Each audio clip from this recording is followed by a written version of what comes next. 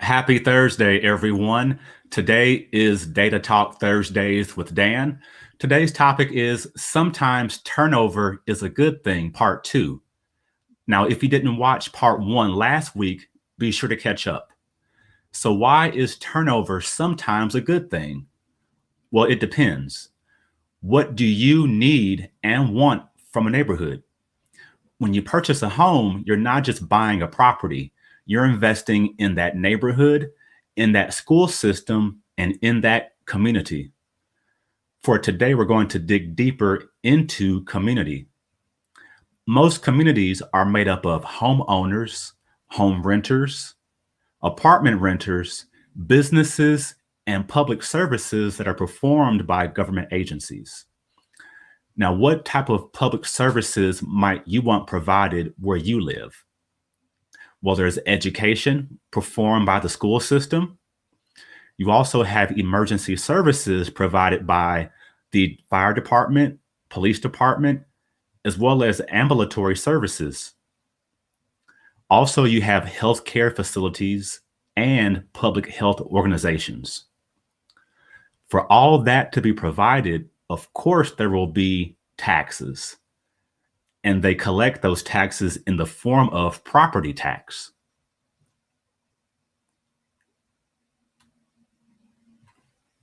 Now, if you look at your screen, I'm going to share with you some information about taxes. So this just happens to be the tax summary for where I live and taxes that I pay since I've been living in my home since 2015. Now, if you notice, in 2015, I paid $1,744.08 in property taxes. Over the course of the last 4 or 5 years, taxes have continued to increase. And this year in 2021, I've paid $2,729.71. All of those property taxes go towards the services in my neighborhood, as well as the county I reside in. Now we'll look a little bit closer at where some of these taxes are distributed. If you look on the right of your screen, this breaks down where the property taxes that I pay each year are distributed. So a pretty large chunk is distributed to the school system. You also have 18.4% going to the county. Also, a considerable percentage is going towards the city. You also have community college where the taxes are distributed. You also have a library, a park, and then the state of Kansas itself. So this is a breakdown of where the property taxes go for the home that I live in. Now, on the left of your screen, this is a flow chart I came across in a neighborhood development website. And this is a pretty good website and flow chart for breaking down what you want to see as a homeowner and why sometimes turnover is important. Now, of course, the end goal is to have a higher property value from when you first purchased it to the time when you sell it. And for that to happen, a lot of other things have to gel with your neighborhood you live within.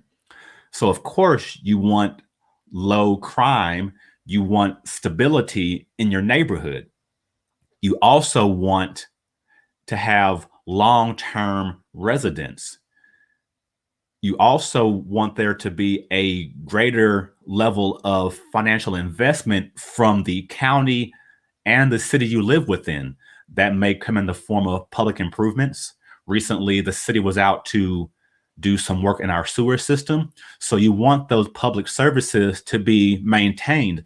Just like you as a homeowner, you have to maintain your plumbing, your electrical, the HVAC, those things you maintain in your household, but your city and your county also has responsibilities in your neighborhood to make sure that the sewer system, stormwater, the drinking water that you use, all those things have to be provided, and that takes investment.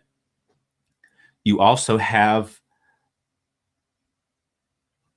an instance where you don't want there to be a lot of homes being foreclosed on. That will impact, of course, your property value.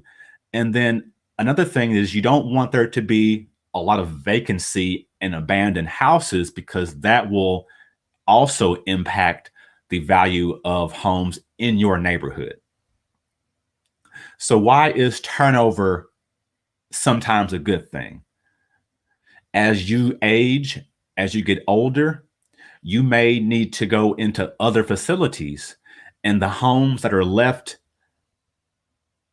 available, that provides newer homeowners an opportunity to purchase. That's one of the main issues driving the low inventory situation right now, is there are not enough homes available to new first-time home buyers. A lot of those homes that are currently on the market that could be affordable for a first-time home buyer, those are still being lived in by the original owner or maybe a second-time owner. So unless those that are living in current homes that are affordable based on your budget, then that essentially it clogs up the inventory to where those that want to move up possibly into the next amount of purchase price for a home, they can afford that home. And then you, as a first time home buyer coming along, can't afford or even locate a home to purchase that would be in your budget as a first time home buyer, not having any equity previously to put into a home. So as a first time home buyer, what are some things that you can do to get prepared for home ownership? One thing you should definitely do is look at your budget very, very closely. Find out what things you can actually shave off of your budget to make your home buying process and your availability for funds for down payment, for the earnest money, also for inspections and appraisal. You want to be able to afford those costs when they come along. Also, do you have an emergency fund built into your budget?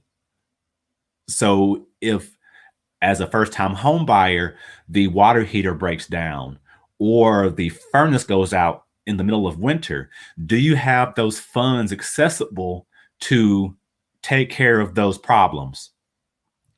Also, do you have reserves? Lots of lenders, when you're purchasing a home, they want to know that you have a certain amount of reserves put away in your savings account, or it could also be in your checking account. But they want to make sure that if you have some unforeseen emergency, that you have access to funds somewhere to pay for those expenses.